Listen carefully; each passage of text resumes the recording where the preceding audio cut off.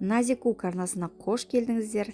Анамның рецебімен шелпек пен бауырсақ дайындаймыз. Шелпек пен бауырсақ қазақ халқының дастарханының көркі, көнеден келе жатқан нан тағамы. Ең әуелі бізге керегі жылы сүт және жылы су. Оған біз қант қосамыз, ашытқы, тұз, жұмыртқа жарып, сұйық май құйып араластырамыз. Илеуіштен өткен ұнды мөлшеріне қарай қосып, қамырдың иінін дұрыстап қандырып, жұмсақ қып илейміз.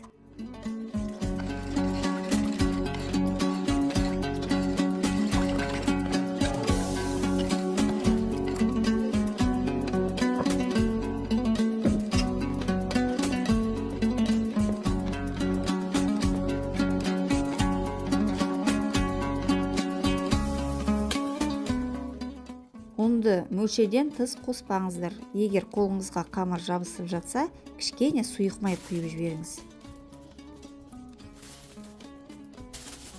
Қамырымыздың бетін жауып, жылы жерге 1-1,5 сағатқа қоямыз.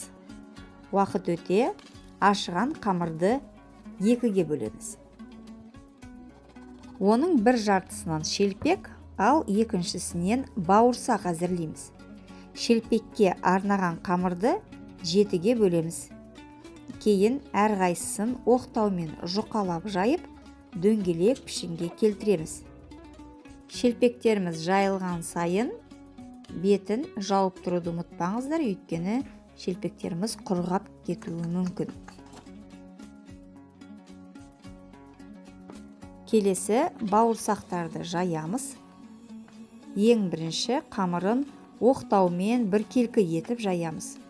Кейін өз қалауымызша ұнайтын пішінге кесеміз. Домалақтап жасасаңыздар да болады. Бұлай біз секілді 3 бұрыш 4 бұрыштап жасасаңыздар болады. 3 бұрыштап 4 бұрыштап жасаған тәсілі кішкене оңайырақ, тезірек болады.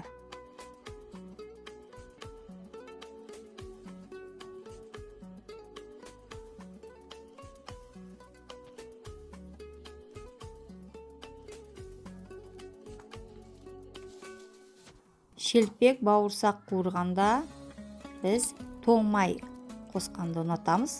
Тоң майдың үстінен сұйық май құйып қыздырамыз.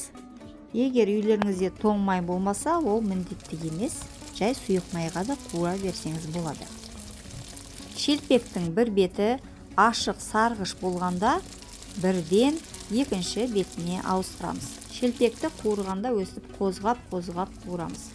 Шелпекті майдан шығарғанда кішкене майын сорғалатып, сілкігендей боп алып шығамыз.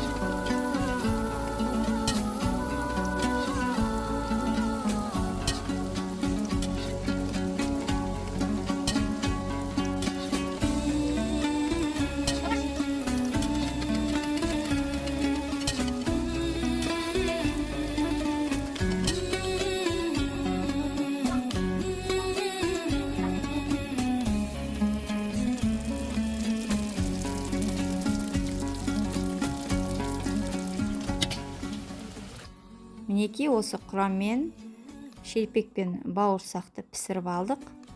Мап-мамық, жұмсақ, дәмді болып шығады. Қазақтар үшін әр жұмада 7 шелпек пісіріп, тілек тілеу парыз саналады.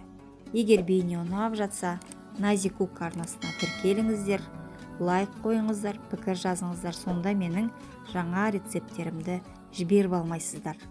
Аяғына дейін назарлағандарыңыз үшін рахмет. Шайларыңыз, астарыңыз тәтті және дәмді болсын, берекесін берсін.